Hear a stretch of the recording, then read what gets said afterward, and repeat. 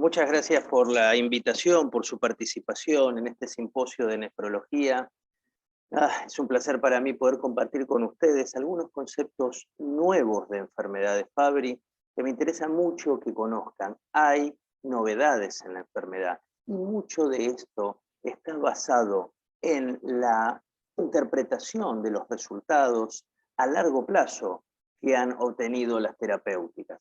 Sin más, ustedes ya me conocen algunos, soy Juan Politei, soy neurólogo de adultos, trabajo en el laboratorio de neuroquímica del doctor Chamoles en Buenos Aires, Argentina, y el motivo hoy de mi presentación es esta: los resultados, los desenlaces duros, claro que importan. Ustedes tienen acá mis conflictos de intereses, y voy a empezar preguntándoles por qué creen ustedes que las nuevas guías internacionales, de las más relevantes, están mostrando que existe una terapia que es mejor opción que otra, que debe considerarse como la primera opción. Ustedes están viendo las guías publicadas por el grupo de Holanda, que es uno de los grupos más importantes del mundo. Y este grupo recientemente, estoy hablando del año pasado, ha hecho unas guías muy completas que les recomiendo que busquen, están gratuitas online, pero fíjense lo que terminan diciendo por primera vez después de 20 años de aprobación de la terapia. Y lo leen ustedes conmigo acá abajo. Dice que la elección de la droga para tratar al paciente con Fabry depende del paciente y del médico, pero dado que sabemos y se ha comprobado que hay una mayor reducción del biomarcador del lyso-Gl3 plasmático, dado a que hay mejor efecto sobre la hipertrofia cardíaca y dado que se pueden disminuir las complicaciones, sobre todo renales, con el uso de la dosis más alta de terapia, con el uso de la galsidasa beta, ahí lo que estoy leyendo es: en la mayoría de los pacientes se debe prescribir la galsidasa beta. Después, vayan a la derecha, las famosas guías canadienses que tanto trabajaron en un estudio comparativo en octubre del año 2019, también terminan diciendo lo que ven ahí abajo, que en base a estos datos, que son los datos que les repetí de los holandeses, la galsidasa beta debe ser considerada como la primera opción de tratamiento en hombres con fenotipo clásico, es decir, los que más carga de enfermedad tienen.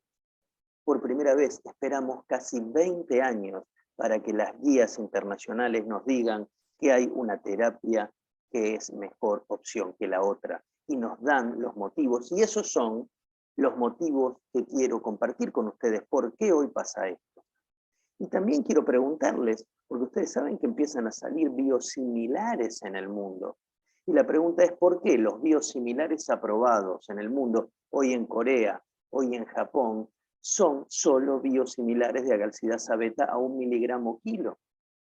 Son solamente biosimilares a 1 miligramo kilo porque es mejor opción que 0,2 miligramos, que es una dosis baja. ¿Y saben qué? Que se usa como uno de los parámetros que llevó a la aprobación. Por ejemplo, sostener niveles bajos de lyso-Gl3 en plasma, sobre todo en las formas clásicas de la enfermedad, que son las formas donde más claramente hay uso y beneficio, siguiendo y monitoreando la respuesta a través del lyso-Gl3. Esto es 2020 también. Y hablamos de esto ¿por qué? Porque hay dos terapias de reemplazo enzimático, más allá de las chaperonas para variantes amenables, esa es otra historia. Recuerden que hay muchas cosas que tienen que cambiar porque hay mucho error en la literatura y todavía en algunas presentaciones. Están equivocadas algunas cosas y sabemos que las cosas cambiaron. Puntualmente recuerden que la diferencia entre la alfa y la beta puntualmente está dado por 3 o 4 aspectos. Uno, la dosis con la cual se aprobó. La alfa está aprobada a 0,2 miligramos kilo y la beta a 1 miligramo kilo, 5 veces más. Otra diferencia que llevó a errores de interpretación, horrores les diría, es el origen. Sabemos que el origen de la galsidasa alfa son células de fibrosarcoma humano, son células humanas las que se van a multiplicar en ese cultivo celular para después extraer la enzima, mientras que la galsidasa beta son células que tienen un origen de ovario de hámster chino. También hay diferencias en los estudios, que es lo que demostraron. Y hay diferencia en la conformación estructural, hay diferencia en la cantidad de residuos de azúcares que permiten que se internalicen. Entonces quiero mostrarles por qué las guías internacionales, canadienses, holandesas, recomiendan la beta sobre la alfa. Y es básicamente por estas preguntas. A nivel del tejido, en las biopsias de tejido, pre y post tratamiento, una dosis más alta muestra mayor remoción del depósito de GL3. En el plasma, el biomarcador a dosis más altas disminuye más. En cuanto a los síntomas, ¿los pacientes responden mejor sus síntomas con el uso de dosis altas? Finalmente, ¿qué pasa con la fusión de los tejidos? El filtrado glomerular, la hipertrofia del ventrículo izquierdo, la posibilidad de desarrollar complicaciones cerebrovasculares, todo eso lo sabemos, está comparado y es lo que se basa en las guías para tomar la decisión. Recuerden, vamos a hablar un poquito de estos 4 aspectos a nivel del tejido. A nivel del tejido. ¿Y de qué tejido? El tejido puede ser un cultivo de células, puede ser un modelo animal o puede ser tejido humano, biopsias humanas. Sabemos que la alfa y la beta, la diferencia es que la beta tiene más del doble adosado a su estructura de azúcares que se llaman manosa 6-fosfato. Es la forma que se internaliza cuando ustedes infunden la enzima. Cuando la ponen en la vena del paciente cada 14 días, ustedes no quieren la enzima en la vena, quieren la enzima dentro de las células donde se acumuló el iso-GL3 o el GL3.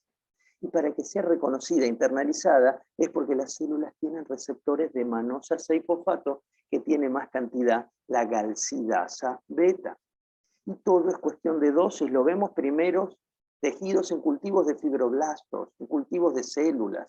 Lo que ven en verde es la cantidad del GL3. Cuando yo, como ustedes ven arriba, aplico mayor dosis de enzima, tengo más reducción del depósito. Y también vemos que en modelos animales, hasta cuando doy la misma dosis, la actividad de la agalsidasa es mayor dentro de la célula con el uso de agalsidasa beta. ¿Pero cómo? Si están a la misma dosis, ¿por qué hay una más con más actividad intracelular? Porque se internalizó vía manosa 6-fosfato, lo sabemos.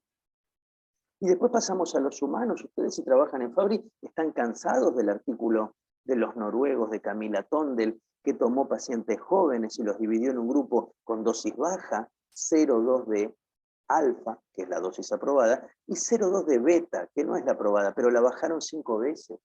La dosis intermedia fue una dosis de 0,4, un invento porque no existe, y la dosis alta, que es de 1 miligramo por kilo, y lo que se buscó fue, en una biopsia pretratamiento, en cada uno de los grupos, y en una biopsia a los 5 años, ver quiénes podían remover más depósitos en el endotelio, pero sobre todo en los podocitos, la célula que, como ustedes nefrólogos saben, evita que yo tenga proteinuria, y la célula que no se reproduce.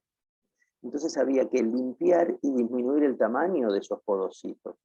Finalmente, lo que está muy claro, que los únicos pacientes que lograron remover en forma significativa el depósito de GL3 de los podocitos, porque del endotelio se limpia con cualquier dosis, pero lo importante es el podocito, son los pacientes que recibieron dosis alta. Esto es gran parte de lo que las guías internacionales toman para recomendar una terapia por sobre la otra. Y lo pueden ver en forma numérica, scores.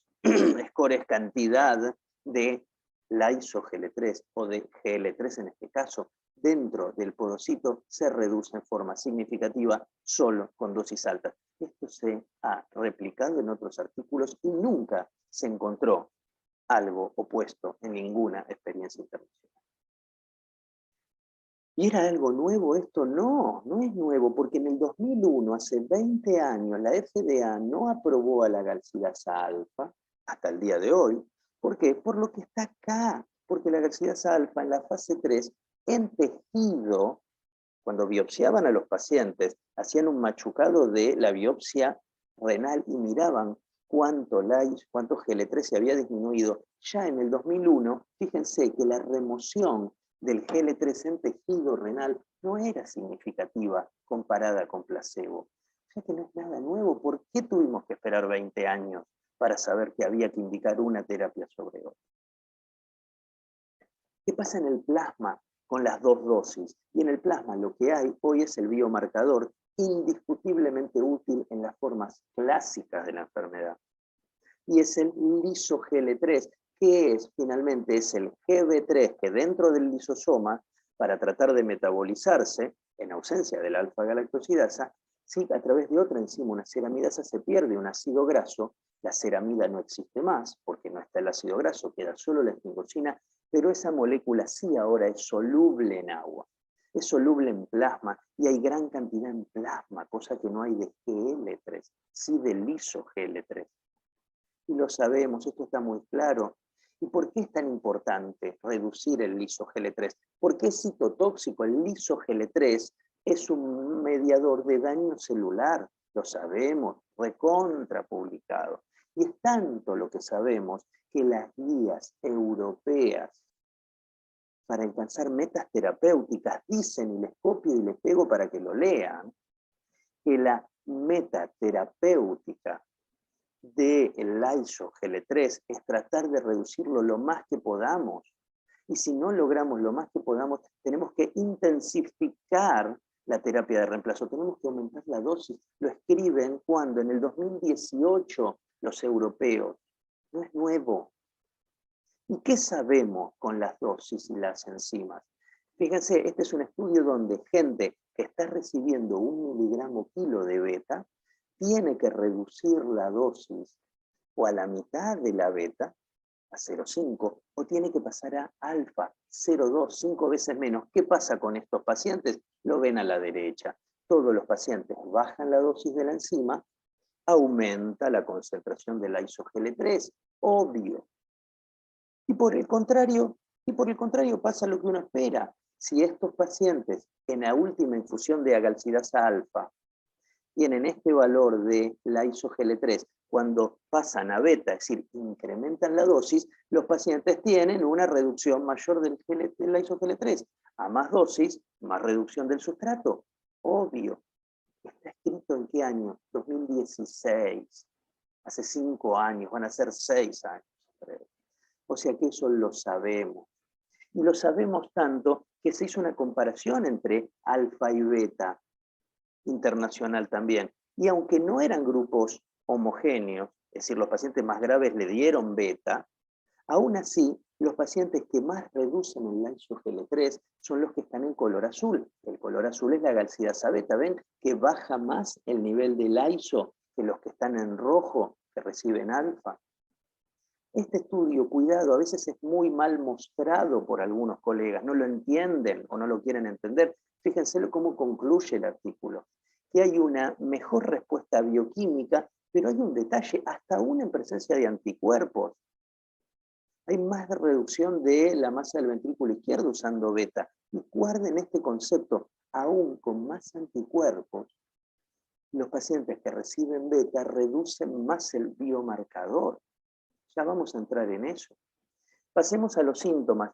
Estos son estudios que hicieron en grupos de pacientes que venían por años con agalsidasa beta. Por falta de enzima, poquitos sostienen la agalsidasa beta en verde oscuro, algunos pasan a la menor dosis de beta y otros pasan en rojo a alfa. Al primer año de control, los pacientes que habían disminuido la dosis volvieron a tener dolor abdominal, crisis de diarrea, ardor en manos y pies y crisis de dolor. Eso lo habían escrito los alemanes. Nosotros en Argentina en el 2016 vimos lo mismo, que venían los pacientes mejorando su dolor con agalsidasa beta, pero cuando tuvieron que o suspender la terapia o bajar la dosis, volvieron a tener dolor. No es nuevo. Los síntomas responden mejor a dosis más altas. Y finalmente, déjenme mostrarles qué pasa a largo plazo con la función de los órganos. Y empecemos con la función del riñón. Los pacientes de ese grupo que durante 4 años tuvieron que cambiar la dosis y fueron divididos en el grupo que sostuvieron la galsidasa beta 1 miligramo, van a ver que su función renal se mantiene estable. Los que pasaron a galsidasa alfa perdieron el primer año 6 mililitros minuto y el segundo 4,6. Claramente empeora. rápidamente empeoran. Aunque es una enfermedad a largo plazo, claro, no van a diálisis en un año, van a tardar 10, pero van a ir peor. Esto lo entienden las guías internacionales. Por eso te recomiendan la beta sobre la alfa. Y finalmente es interesante ver que un grupo de pacientes que había pasado a alfa y después de 2 años vuelve a beta, esa pérdida de filtrado se reduce, es decir, de perder 4,6 pasa a perder 2,2 mililitros minuto. Claro, porque volvió a dosis alta. Y también pasó con el LisoGL3. Entonces lo sabemos. ¿Qué pasó en esa comparación tan famosa de alfa y beta con los parámetros cardíacos? Los pacientes que recibían agalsidasa beta disminuían en forma significativa más ese volumen de la masa del ventrículo izquierdo cuando recibían dosis altas en un estudio comparativo entre las dos terapias. Puede que no hayan encontrado en ese tiempo reducción de complicaciones serias, pero sí reducción de la masa del ventrículo, porque si esperan años sí va a haber complicaciones serias, y sí había reducción de los niveles de la LisoGL3. Está en este artículo que lo van a ver por todos lados. Ahora, también se hizo un estudio, un metaanálisis, ¿sí? Cochrane, del cual me tocó ser parte, fíjense, donde vimos qué pasa si yo dejo al paciente sin terapia, si yo utilizo agalsidasa alfa según los artículos o uso agalsidasa beta, ¿qué chance de evitar complicaciones del corazón, del riñón y del cerebro a largo plazo tengo?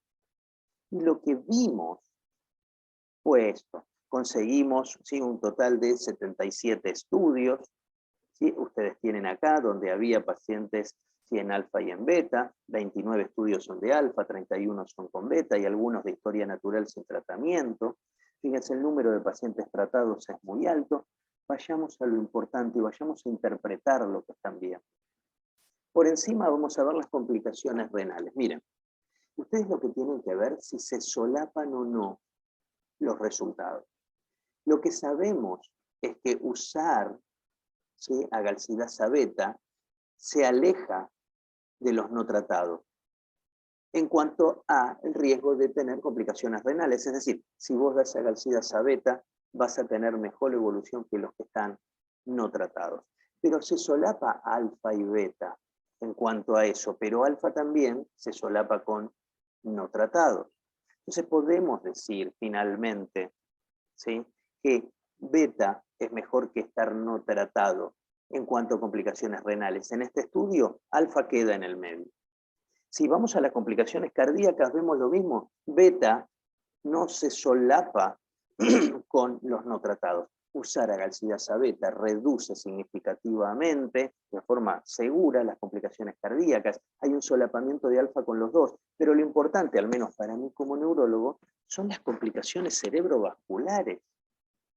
Fíjense que ahora beta no se solapa obviamente con placebo o no tratado, pero tampoco con alfa, es decir, el uso de agalsidasa beta sí reduce el riesgo de complicaciones cerebrovasculares en comparación con los no tratados y en comparación con alfa. Es decir, tenemos datos, pasa que muchas veces no se los muestran o la gente no lo entiende esto, porque son cuestiones metodológicas muy complejas. Pero bueno, las grandes agencias europeas, canadienses también, han tomado esto. Pero ¿recuerdan cuando hace un rato les dije? Es llamativo que sabemos que a más dosis, más reducción del LisoGL3, pero el estudio comparativo alfa-beta mostró que además de eso, mostró que aún con anticuerpos contra las enzimas, los que reciben dosis altas reducen más la cantidad de LisoGL3. ¿Cómo es esto? Durante mucho tiempo nos dijeron que como la agalsidasa beta venía de células de ovario de hámster chino, eran inmunogénicas. Eso es mentira y es un error. Y se acabó. Y les voy a mostrar por qué se acabó esto. ¿Por qué? Porque cuando ustedes estudian este concepto de células recombinantes, terapias recombinantes, van a ver que el uso de células de ovario de hámster chino se usa para decenas de terapias, en decenas de enfermedades, no lisosomales, sino lisosomales, por decenas de compañías desde el año 87. No es nada nuevo. Entonces piensen conmigo, entonces, si la galsidasa alfa, si las drogas que vienen de fibrosarcoma humano no son inmunogénicas, el paciente no va a desarrollar anticuerpos. Sería lo lógico, ¿no? Bueno, eso está mal. Se los voy a mostrar un poco acá. Voy a pasar a otra enfermedad que es lisosomal, que es la mucopolisacaridosis 2. Y estos pacientes reciben una terapia que es de fibrosarcoma también humano. ¿Sí? Es una terapia de reemplazo enzimático. ¿Y qué pasó? Lean ustedes lo que pasó. A la izquierda, la idusulfasa es producida por células humanas. Pero el 50% de los pacientes con la mucopolisacaridosis tipo 2, recibiendo una enzima de origen humano, desarrollan anticuerpos. ¿Cómo puede ser? Si me dijeron que era línea humana, no es, porque no es eso el motivo. Los pacientes desarrollan anticuerpos cuando no tienen nada de enzima en su cuerpo, cuando tienen formas clásicas con mutaciones genéticas que no permiten la síntesis de la proteína. Entonces, sea alfa o sea beta, cuando yo infunda eso al paciente, va a ser interpretado como ajeno y va a desarrollar anticuerpos. Ese es el motivo del desarrollo de anticuerpos. Y también sabemos que a más dosis de las enzimas, más anticuerpos puedo tener. Ahora, aunque tenga más anticuerpos, yo lo que necesito es que quede enzima para que entre en el lisosoma y digiera, metabolice el GL3. ¿Y eso es nuevo? No, tampoco es nuevo. 2011, 10 años atrás, 2011. Ya los holandeses nos habían dicho, miren, cuidado, que ustedes, los pacientes que tienen antibody positive, que reciben dosis baja, bajan el lyso, pero no lo bajan mucho. Lo van a bajar más con anticuerpos y con fabracime, con agalsidasa beta, a 1 miligramo kilo. ¡Wow! Entonces, aún con más anticuerpos, pero más dosis, limpio más el lyso. Hace 10 años, y lo vimos en este artículo de comparación. Y hoy sabemos por qué pasa eso. Y esto pasa porque hay un concepto que se llama de saturación de anticuerpos y tienen que prestar atención. Cuando a los pacientes le das alfa y desarrollan anticuerpos, los anticuerpos son contra alfa y contra beta. Cuando le das beta y desarrollan anticuerpos, son contra beta y contra alfa porque es una reacción cruzada. Los epitopes son los mismos. A más dosis, más anticuerpos, ¿ok?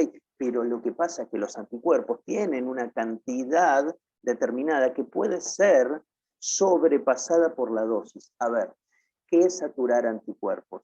El concepto de saturación, que hoy está muy claro, y ya no hoy, hace unos años, es que si yo infundo una dosis alta, parte de la dosis va a ser saturar los anticuerpos. Los anticuerpos se van a unir a la enzima. Pero cuando hay mucha dosis, cuando la dosis es alta, los anticuerpos todos se pegan a la enzima y queda enzima libre, que es la que se internaliza. Se ven estos dibujitos. Un paciente que satura anticuerpos y le queda enzima libre es la que explica por qué se logra reducir más en la isogel3, se logra disminuir más la masa del ventrículo izquierdo y se logra enlentecer la progresión renal y disminuir el riesgo de complicaciones renales. Está claro. Entonces, cuando alguien te dice que una dosis más alta genera más anticuerpos, la respuesta es sí. Y gracias a que la dosis es más alta, sobrepasás la capacidad que tienen los anticuerpos de unirse a la enzima, que queda enzima libre, y es la que finalmente va a generar un mayor beneficio. Entonces, recuerden, como resumen lo que dijimos, por qué las guías del mundo hoy recomiendan una enzima más que la otra. A nivel del tejido, sea en cultivo celular, sea en modelo animal, o sean biopsias renales, más dosis, más remoción de GL3 en células diferenciadas, que son las que querés cuidar. A nivel plasmático, a mayor dosis, mayor reducción, ¿sí?, del lyso-GL3.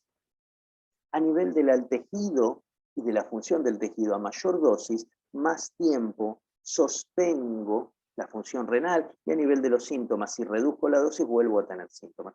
Recuerden un detalle más, que yo ahora no se los agregué para no hacérselos tan largo. Existen guías de cómo desarrollar estudios clínicos guías para desarrollar estudios clínicos nuevas buscan evitar que todo el mundo haga estudios donde cada uno busca distintos endpoints. No puede ser que una droga busque mejorar el dolor, que otra busque reducir los depósitos de GL3, que otros busquen reducir, por ejemplo, el compromiso en la calidad de vida, y otros busquen reducir la masa del ventrículo izquierdo. No.